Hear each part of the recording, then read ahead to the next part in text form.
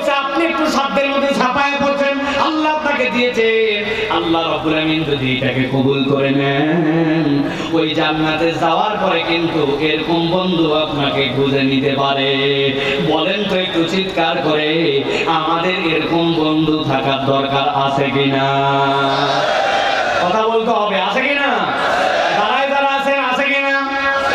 কিন্তু বাঙালি বড় চালাক, গভীর চালাক। যেই না আপনি বলবেন এরকম বন্ধুর সাথে তোমার থাকতে হবে, মন খারাপ করেছে, আমাদেরকে বলে হুজুর সমাজটা শেষ হয়ে গেছে, এরকম লোক আর নাই, ভালো মানুষ আর খুঁজে পাওয়া যায় না কিনা? যারা এই কথা বলে একটা আউট নাম্বার ওয়ান। বলবেন হুজুর এত বড় কথা আপনি বললেন ছোট মুখে।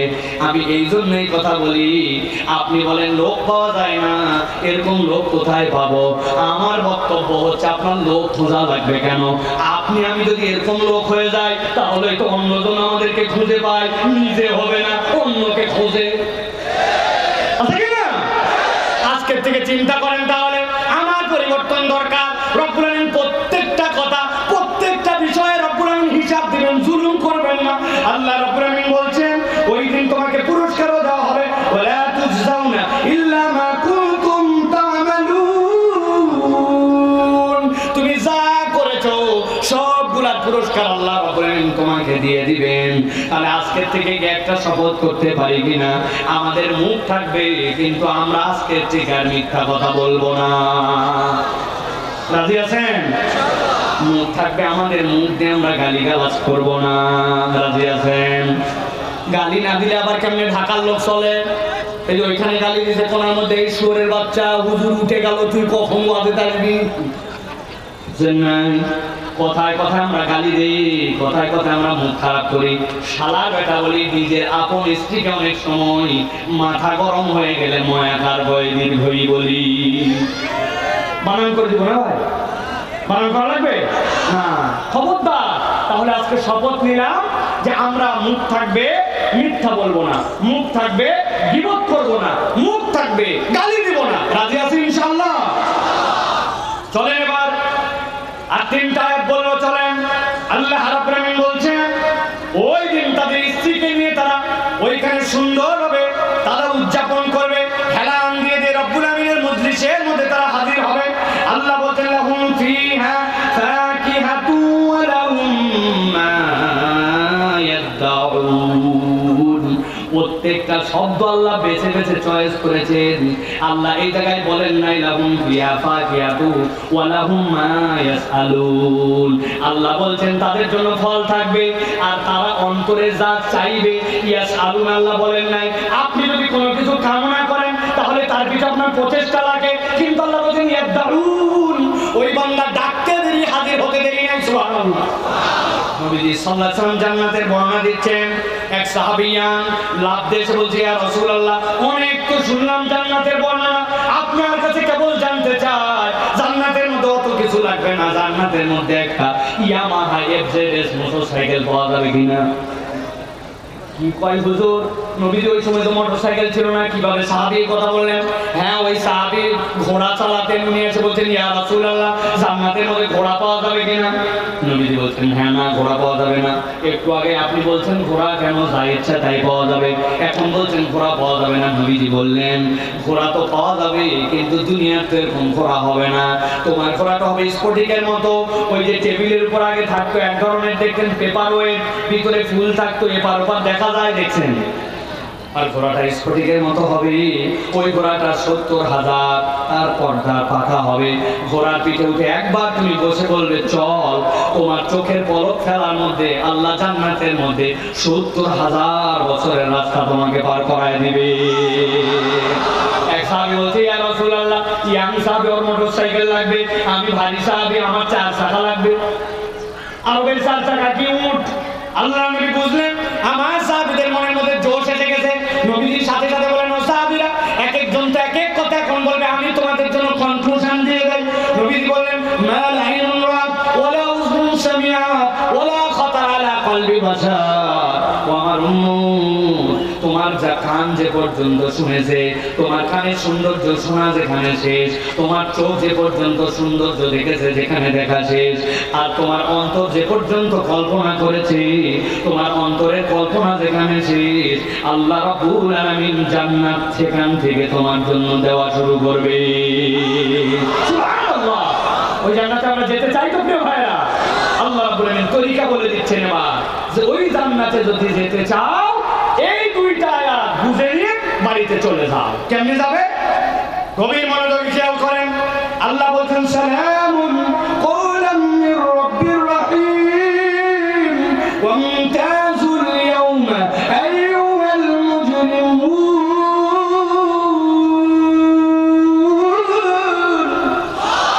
আল্লাহ এবার জান্নাতে যাওয়ার আগে হাসরের ময়দান, যে হাসরের ব্যাপারে জিজ্ঞাসা করছিল কবে হবে, আল্লাহ বলছেন একটা নিনাদ দিয়ে ধ্বংস, আরেকটা নিনাদ দিয়ে জাগ্রত, আরেকটা নিনাদ দিয়ে সবগুলারে হাজির করছি। আল্লাহ বলছেন এখন সালামুন কওলাম মির রাব্বির রাহিম, রাহিম রবের পক্ষ থেকে সালাম। আল্লাহ স্বয়ং সালাম দিয়ে বলবেন এই ফেরেশতারা কাজে নামো, ধরো। ফেরেশতারা কাজে নামো। ফেরেশতারা সবগুলা রেডি হয়ে গেছে, ধরো বলছেন আল্লাহ। কাদেরকে ধরো? আল্লাহ বলছেন মুমতাজুল ইয়াওমা আইয়ুহাল মুজরিমুন। দুনিয়ার বুকে অপরাধী আর ভালো বান্দা সবগুলা ওসমিস করেছিল, কিন্তু ওই দিন যাওয়ার পরে আল্লাহর নেককার বান্দা আর বদকার বান্দাদেরকে আল্লাহ আলাদা করে দিবে। আল্লাহু আকবার। নামাজ কম পড়ছে আর বেশি পড়ছে, আল্লাহকে মানছে আল্লাহকে মানে নাই, সকলেই সূর্যের রশ্মি পেয়েছে, সকলে অক্সিজেন পেয়েছে, আল্লাহ বলবেন কম করেন নাই, কিন্তু আল্লাহ বলবেন আজকে আলাদা করো।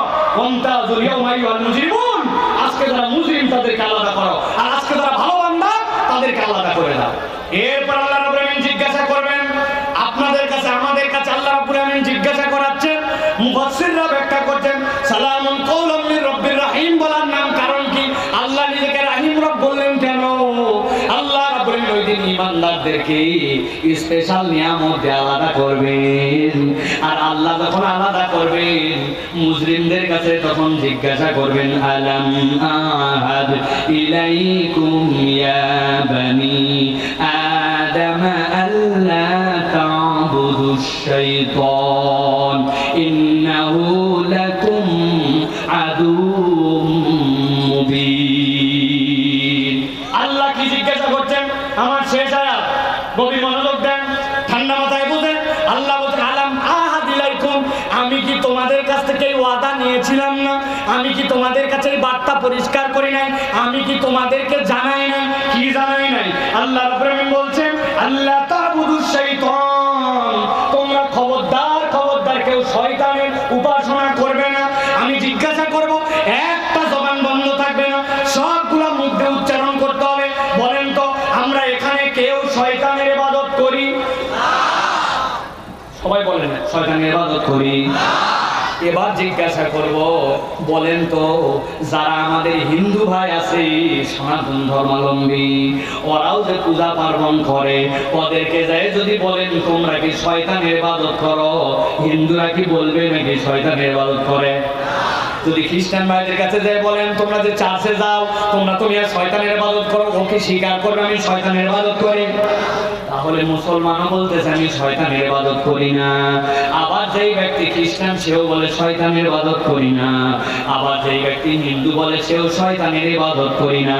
কিন্তু আল্লাহ বলতেছেন আলাম আহাদ ইলাইকুম ইয়া বানি আদম আল্লা তা'বুদুশ শাইতান, আমি তোমার কাছে প্রতিশ্রুতি নিয়েছিলাম তুমি শয়তানের উপাসনা করবে না, কিন্তু আজকে তোমার আমলনামায় শয়তানের ইবাদত পাওয়া গেছে। মুফাসসিররা বলছেন সূরা ইয়াসিনের রূপ হচ্ছে দুইটা কথা, এইটা হচ্ছে একটা, আর শেষ আয়াত যেটা আল্লাহ রাব্বুল আলামিন বলেছেন সেইটা ইদা আরাদা শাইআন ইয়াকুলা লাহু কুন ফায়াকুন। ইয়াসিন অনেক বড়, কিন্তু ইয়াসিনের মূল কথা দুইটা, তার মধ্যে একটা হচ্ছে আল্লাহ তা'বুদুশ শাইতান, শয়তানের উপাসনা তোমরা করবে না। আমরা কেউ বলি না শয়তানের উপাসনা করি, কিন্তু আল্লাহ বলছেন শয়তানের উপাসনা হয়। এর দ্বারা বোঝা যায় আমাদের কাছে অনেকের কাছে ইবাদতের কনসেপ্টটাই ক্লিয়ার নয়, ঠিক না? ইবাদত কাকে বলে? এক মিনিট গভীর মনোযোগে বুঝেন। মুফাসসিররা কেরাম বলছেন ইসমুন ইউহিব্বুহুল্লাহ ওয়া ইয়ারদাহু মিনাল আকওয়ালি ওয়াল আ'মালিল বাতিনা ওয়াজ যাহিরা। আমল আর ইবাদত বুঝো। ইবাদত হচ্ছে ওইটা যেইটা আল্লাহ রাব্বুল আমিন পছন্দ করেন, কাজ, কথা, প্রকাশ্য, অপ্রকাশ্য, আল্লাহ সন্তুষ্ট হন এরকম কাজ, কথা, প্রকাশ্য, অপ্রকাশ্য, এইটা বান্দা যখন আল্লাহর জন্য ডেডিকেটেড করে ওইটার নাম হচ্ছে ইবাদত। ওইটার নাম কি? আর যদি আল্লাহর জন্য ছাড়া অন্য কারোর জন্য হয় ওটা তখন শয়তানের ইবাদত হয়ে যায়। এই জন্য বলা হচ্ছে আন্নাল ইবাদাতি আরবা মারাতিব, ইবাদতের চারটা মারাতিব আছে, চারটা অবস্থা আছে। এক নম্বর কওলুল কলব, আপনার অন্তর থেকে বলতে হবে। আপনি উপরে উপরে ভগিতুকি মুনাফিক না, আপনার অন্তর থেকে স্বীকার করতে হবে যে আপনাকে আল্লাহ রাব্বুল আমিনের হুকুম আহকাম সবগুলোর প্রতি আপনার অন্তর বিশ্বাস করে।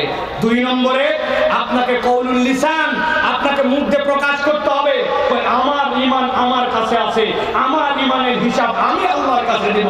উনি আবার হইছে বাংলাদেশের শিল্পকলা একাডেমির দায়িত্বশীল বক্তচক্কর। আল্লাহ আল্লাহ রাসূলের হিসাব দিয়ে বুঝেন। আপনার এই কথা অনুযায়ী ইসলাম চলবে না, ইসলামের কথা অনুযায়ী আপনাকে চলতে হবে। মনে করেন না যে একটা রেজিমকে পরিবর্তন করে আপনাদের পাঁচটা গোলাম আমরা হয়েছি, এদেরকে যেরকম পতন করানো হয়েছে ইসলামের বিপক্ষে চললে, কথা বললে, ইসলামের বিপক্ষে আঙ্গুল তুললে আপনাদেরকেও এদেশের মুসলমানরা এক মুহূর্তে বিদায় করে দিতে কখনো এক পা পিছু পা হবে না। হিসাব করে চলেন, ভালো করে বোঝেন। মারাতিবুল ইবাদা চারটা, আপনার কথা অনুযায়ী হবে না। অন্তরে বিশ্বাস করতে হবে, মুখ দিয়ে প্রকাশ করতে হবে, তারপরে আপনাকে আমালুল কলব লাগবে। অন্তরের কতগুলো আমল আছে, এইগুলো আপনাকে অন্তর দিয়ে আমল করতে হবে। অন্তরে দেখা যায় না আল্লাহকে ভয় করেন, অন্তরে দেখা যায় না আল্লাহর প্রতি আপনি আশা করেন, অন্তরে দেখা যায় না আপনি দ্বীনের প্রতি ইখলাস নিয়ে কাজ করেন। মাল্টিফ্যাট চিন্তা করছে এত বড় একটা প্রতিষ্ঠান, একটা ওয়াজ না দিলে হয়, আমাদের ইজ্জত থাকে বছরে, ওই জন্য একটা দিয়ে দেখালাম, দেখ কত বড় আয়োজন করি। আল্লাহ মাফ করুন, ওনাদের অন্তরে এইটা নাই। কিন্তু এইটা কি অন্তর ছাড়া বাহির দিয়ে দেখানো যায়? এটা অন্তরের। এই জন্য ইবাদতের অংশটা বোঝেন। কওলুল কলব, কওলুল লিসান, আমালুল কলব, আল আমালুল জাওয়ারিহ। আপনার জন্য প্রকাশ্য আমলও আপনাকে করতে হবে। আমার সালাতের হিসাব আমি দিলে এত সোজা কথা নয়। আপনাকে সালাত প্রকাশ্য ইবাদত, সালাত করতে হবে। জিহাদ প্রকাশ্য ইবাদত, জিহাদ করতে হবে। ইহসান ইলাল খালক, মানুষের প্রতি দয়াদ্র দেখানো, এটা দেখানোর আপনাকে দেখাতে হবে। এই চারটা সমষ্টির নাম হচ্ছে ইবাদত। আল্লাহ বলছেন আমি তোমাকে বলছিলাম না আল্লাহ ইবাদত ছাড়া শয়তানের ইবাদত করবে না? এখন যে এই চারটার বাহিরে যাবে ইবাদত করবে কিন্তু ওইটা শয়তানের হয়। নামাজ পড়তেছে উপরে কিন্তু ভাবতেছে আমি নেতা মানুষ, যদি নামাজ না পড়ি মানুষ বলবে বেনামাজি, ভোট দিবে না। উনি আল্লাহর জন্য নামাজ পড়ে না, নামাজ পড়ে ভোটের জন্য। তাহলে ওইটাকে ইখলাস থাকলো না। তাহলে আপনি বিশ্বাস করছেন, কওলুল কলব আছে, আপনার কওলুল লিসানও আছে, কিন্তু আপনার ইখলাস হয়নি আমলের মধ্যে। অতএব আমালুল জাওয়ারিহ এবং আমালুল কলব এই জিনিসটা বুঝে নিতে হবে। আল্লাহ রাব্বুল আলামিন এই জন্য বলছেন আলাম আহাদ ইলাইকুম ইয়া বানি আদম আল্লা তা'বুদুশ শাইতান, খবরদার শয়তানের ইবাদত করা যাবে না। আল্লাহ ছাড়া যা কিছু ওইগুলা শয়তানের জন্য আপনার। এই জন্য আল্লাহ রাব্বুল আলামিন বলছেন ইন্নাহু লাকুম আদুউম মুবিন। শেষ কথা আজকে, শয়তান হচ্ছে তোমাদের জন্য প্রকাশ্য শত্রু। কেমন শত্রু? মুখ দিয়ে উচ্চারণ করে বলেন কেমন শত্রু।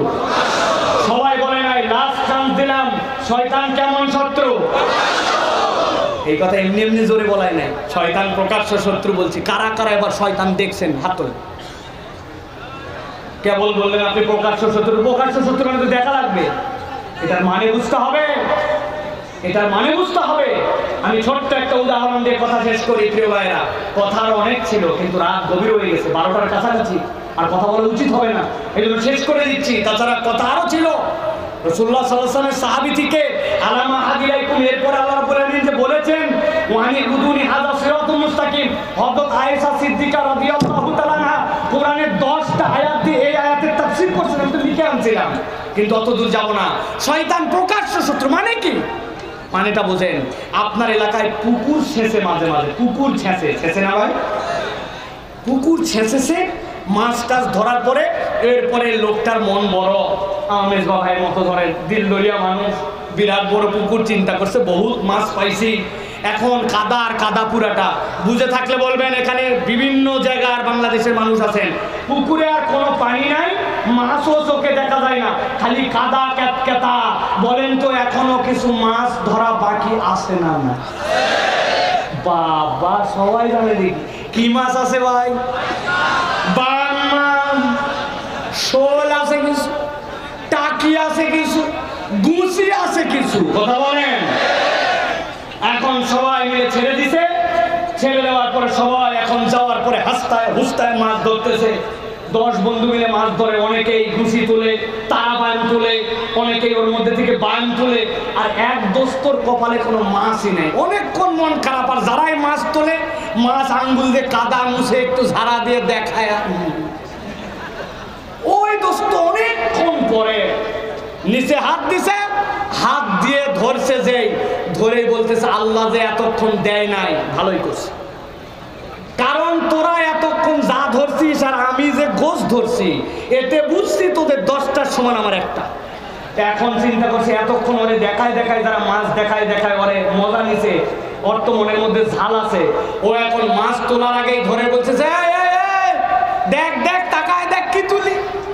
লোকজন চিন্তা করছে হ্যাঁ হ্যাঁ, এতক্ষণ টিটকারি করলাম, বড় মাছটা শোলটায় বোধহয় ওর হাতে পাচ্ছে, সাথে সাথে ও ধরে টান দিয়ে আল্লাহ নামে মুখের সামনে তুলে। বুঝে থাকলে বলেন তো কি উঠাইছে? একটা মুখ বন্ধ রাখবেন না, বলেন কি উঠাইছে? কিন্তু বলেন তো বলতে, এই সাপটা উঠাইছে, ওই সাপটা কি সাপ? ঘোড়া। কামড়ালেও বিষ লাগে না, যদি কামড়া একটু গোবর লাগাই দিলে ছাড়িয়ে যায়। কিন্তু ধোড়া সাপ হলে হবে কি, উঠানোর পরে ওই সাপ নামে তার হৃদয়ে একটা ভয় থাকার কারণে একটু হলেও তার আতঙ্ক লাগে। আমার আল্লাহ বলছেন ইন্নাশ শাইতানা লাকুম আদুউম মুবিন, শয়তান তোমাদের প্রকাশ্য শত্রু। আমি আল্লাহ জানাই রাখলাম, দেখতে পাও না, কিন্তু শয়তানি যারা করে, শয়তানের পদঙ্ক যারা অনুসরণ করে, সেটা কম হোক বেশি হোক, কোন অজুহাতে ঈমানদার গ্রহণ করতে পারবে? একটু করলে কি হবে? আছে না ভাই? খবরদার এই কথা বলা যাবে না। একটু করলে কি হবে বললে বিপদের বাজার হবে। মিউজিক বাজায়, বিয়ে শাদীতে অনুষ্ঠান হয়, মুরব্বী হাজী সাহেব তার বাড়ির থেকে আসার পরে বলছে হাজী সাহেব আপনার বাড়িতে যাওয়ার পরে শুনতেছি খালি ডিস্টি ডিস্টি ডিস্টি ডিস্টি। কি ব্যাপার? বলতেছে বাবা তোরও বেটি আছে, তোরও বিয়ে দেওয়া লাগবে, আর 2টা দিন সহ্য কর, বাচ্চা কাচ্চা মানে করে। আছে কিনা? আপনি কোনো অজুহাতে এটা করতে পারবেন না, তাহলে আপনি শয়তানের পদাঙ্ক অনুসরণ করলেন। মনটা খারাপ, স্যাড, এই জন্য কানের মধ্যে হেডফোন লাগায়া উনি দৃষ্টি দৃষ্টি শুনতেছে। মন খারাপ থাকলে গান শোনা যায় না। বয়স কম হলে তো দাড়ি কাটা যাবে না ভাই, এখনো বয়স পাকা পড়তে হয় না, নামাজ বাদ দেওয়া যাবে তো না, ব্যবসায়িক স্বার্থে মিথ্যা কথা একটু বলা যাবে না। খবরদার, ইন্নাশ শাইতানা লাকুম আদুউম মুবিন, ওই শয়তান ধোঁকা দিয়া তোমাকে জাহান্নামে নিয়ে যেতে চায়, অতএব শয়তানের ধোঁকায় আমরা যেতে চাই না। আল্লাহ বলছেন ওয়ানি আবুদুনি হাদা সিরাতুল মুস্তাকিম, তোমরা আল্লাহ রাব্বুল আলামিনের সিরাতুল মুস্তাকিমের পথ অনুসরণ করে নাও। যুবক ভাই 1 মিনিট একটু সময় নাই, 1 মিনিট একটু সময় নাও। ওয়ানি আবুদুনি হাদা সিরাতুল মুস্তাকিম বুঝো। মোবাইলটা বের করছি, মাল্টিফ্যাক্সের মাহফিলে আসবো, কোন দিক দিয়ে ঢুকবো, গুগল অন করলাম, গুগল অন করে যেই না আমি সার্চ দিচ্ছি, আমাকে বলতেছে ফার্স্ট আপনি আপনার যে লোকেশন আছে লোকেশনটা সিলেক্ট করেন। লোকেশন সিলেক্ট না করলে আমি কেমনে বুঝবো আপনি কোথায় যাবেন? ফাইন, আমি আমার লোকেশন সিলেক্ট করলাম দারুস সালাম। আপনাকে এরপরে বলতেছে হোয়ার ইউর ডেস্টিনেশন, আপনি ডেস্টিনেশন লেখেন, আমি লিখলাম মাল্টিফ্যাক্স। এবার আমার এখানে চলে আসছে ডাইরেকশন, আপনি ডাইরেকশনে যেই না ক্লিক করবেন সাথে সাথে আপনাকে রাস্তা দেখাবে। আসেন দারুস সালাম, যাবেন মাল্টিফ্যাক্স, আপনার রাস্তা একটা গাজীপুর দিয়া, আরেকটা সন্ধ্যা দিয়া, আরেকটা ভিতর দিয়ে জামসিং দিয়া। জামসিং এর রাস্তাটা আজকে আপনার জন্য ঝামজট কম, এখানে সময় লাগবে কম, অতএব সিলেক্ট করবেন আপনি এই জায়গায়